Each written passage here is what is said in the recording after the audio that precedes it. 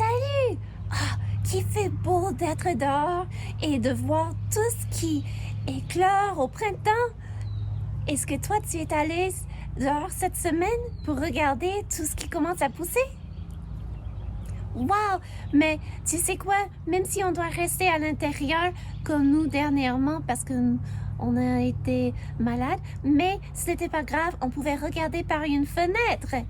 Et quand je vois tout ce qui pousse, ça me rappelle du fait que Dieu est bon. Veux-tu le chanter avec moi? Oh oui! C'est bien! C'est parti! Dieu est bon, Dieu est grand, il est fort, il est puissant, c'est lui notre créateur. Dieu est bon, Dieu est grand, il est fort, il est puissant, il voudrait notre bonheur. Car il nous aime tous, tous, tous, oui, tous que nous vivions dans la forêt, sur la colline, dans le désert. Dieu nous aime vraiment tous. Dieu est bon, Dieu est grand, il est fort, il est puissant, c'est lui notre créateur. Dieu est bon, Dieu est grand, il est fort, il est puissant, il voudrait notre bonheur. Car il nous aime tous, tous, tous, oui tous, que nous vivions sur un bateau, dans un igloo, dans un château. Dieu nous aime vraiment tous. Dieu est bon, Dieu est grand, il est fort, il est puissant, c'est lui notre créateur. Dieu est bon, Dieu est grand, il est fort, il est puissant, il voudrait notre bonheur. Car il nous aime tous, tous, tous, oui, tous que nous vivions sous les bambous, d'une presqu'île ou n'importe où. Dieu nous aime vraiment tous. Sais-tu que c'est vrai? Oui. Dieu aime tout le monde, peu importe. Si tu es un garçon ou une fille, un ourson comme moi ou un être humain, Dieu aime tout le monde. Et il t'aime beaucoup parce que tu es un être humain et tu as été créé en l'image de Dieu. C'est vraiment spécial, ce n'est pas comme les animaux. Non, non, non, parce que Dieu nous a créés et c'est beau, mais il vous a créé, vous, les êtres humains, à son image. Wow, c'est spécial et il t'aime tellement et il veut que tu sois heureux. Mais pour être heureux, tu dois être en règle avec lui. Oui, puis le bonheur vient quand on écoute la parole de Dieu et quand on suit tout ce que Dieu nous dit là-dedans. Puis connais-tu la chanson qui vient du psaume 1 qui dit que c'est heureux l'homme qui fait quoi? Oui, heureux l'homme qui savent et heureux les hommes qui savent écouter. Eh bien, chante-le avec moi, j'ai besoin de ton aide. Heureux ceux qui savent écouter la parole de Dieu. Heureux ceux qui savent la garder. Oh, faites comme eux. Heureux celui qui ne s'assied pas sur le banc des moqueurs et celui qui ne s'arrête pas parmi les menteurs. Si tu marches dans la vérité, tu verras que bientôt tu seras comme un arbre planté près d'un courant d'eau. Heureux ceux qui savent écouter la parole de Dieu. Heureux ceux qui savent la garder. Oh, faites comme eux. Et j'espère que tu écoutes la parole de Dieu et que tu sais écouter ce que Dieu t'a dit dans sa parole. La parole de Dieu, c'est comme un manuel de vie pour nous guider, nous aider à savoir quoi faire dans la vie. Et c'est aussi comme une lettre d'amour que Dieu nous a écrit pour nous révéler qui il est et ce qu'il s'attend de nous. Il est tellement bon. Eh bien, merci beaucoup d'être là pour chanter avec moi. Maintenant, je prends ma place pour écouter Madame la monitrice. À la prochaine. Bye.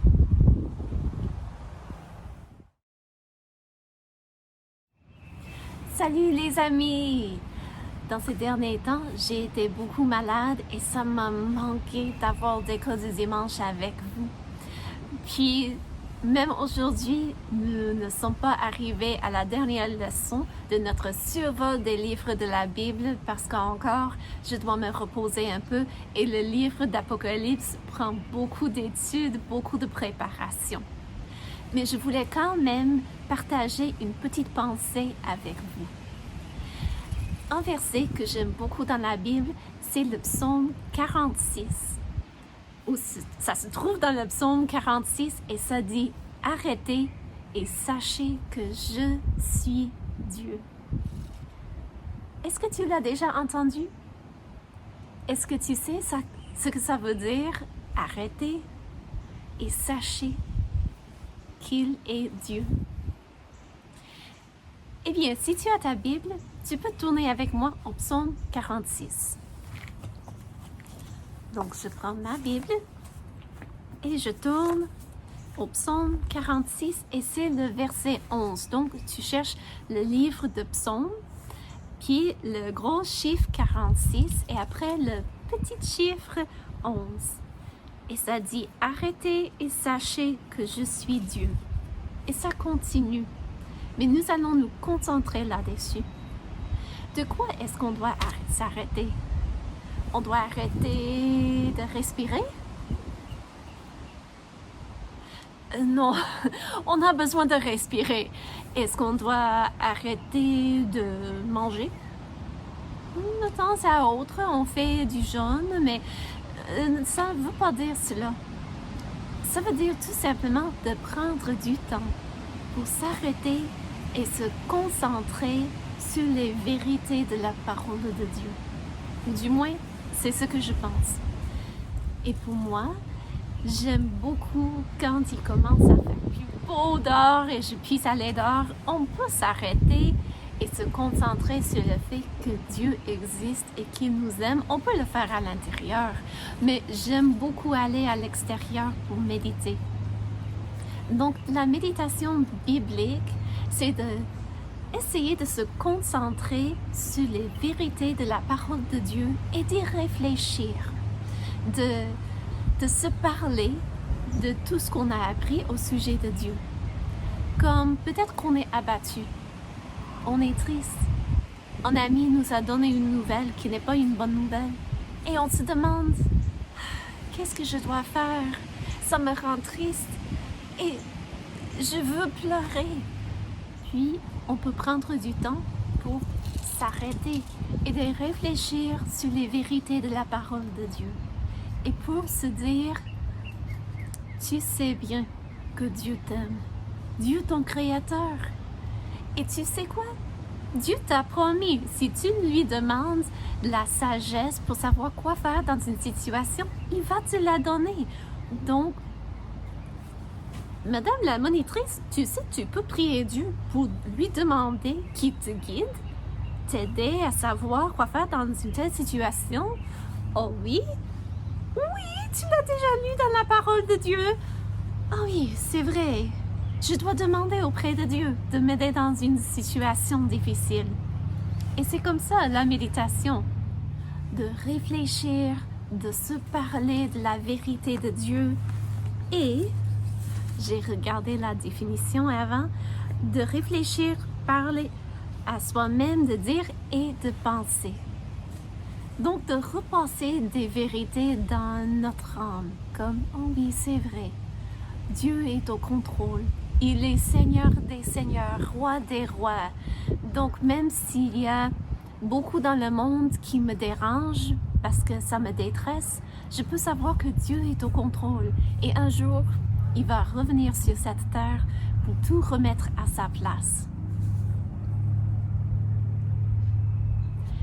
Eh bien, il y a une autre sorte de méditation que font les personnes dans les religions orientales. Et j'aimerais juste mettre en garde cela. Parce que tandis que la méditation biblique nous dit de réfléchir, la méditation orientale, qui est très populaire de nos jours, nous dit de nous concentrer sur un son ou sur une sensation ou quelque chose, une pensée, mais ça dit de ne pas penser, de juste répéter quelque chose, un mouvement ou un son, de se concentrer là-dessus, mais de s'arrêter de réfléchir, d'utiliser la logique, une méthode pour penser. Ça, ce n'est pas bien, parce que Dieu veut que tu utilises ton cerveau qu'il t'a donné. Et oui, il t'a donné un cerveau et tu es capable de réfléchir. Il se peut que tu ne connais pas autant que monsieur qui a son doctorat en physique, mais tu connais quand même comment penser, comment réfléchir. Et Dieu veut que ton cerveau soit engagé. Donc, c'est ça la méditation biblique. Ce n'est pas de s'asseoir dans une position quelconque qui est enseignée par une autre religion et de répéter quelque chose et d'essayer de se calmer et de ne pas penser. Non, la méditation biblique, c'est de peut-être s'asseoir sur un tronc d'arbre, sur une chaise, dans un coin qu'on aime, peut-être qu'on n'est pas assise, peut-être qu'on est en train de marcher.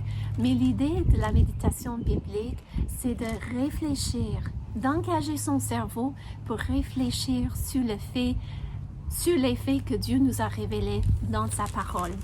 Et une chose qu'il veut que nous sachions, c'est que lui, il est Dieu et il nous créa. Et si toi, tu n'as jamais pris du temps pour méditer bibliquement, pour réfléchir sur une vérité, j'aimerais t'encourager de commencer, même ne serait-ce avec une partie d'une phrase. Parce que là, je n'ai pas lu tout le verset. Tu comprends? J'ai lu juste un bout du verset. Mais ça nous donne beaucoup pour réfléchir là-dessus.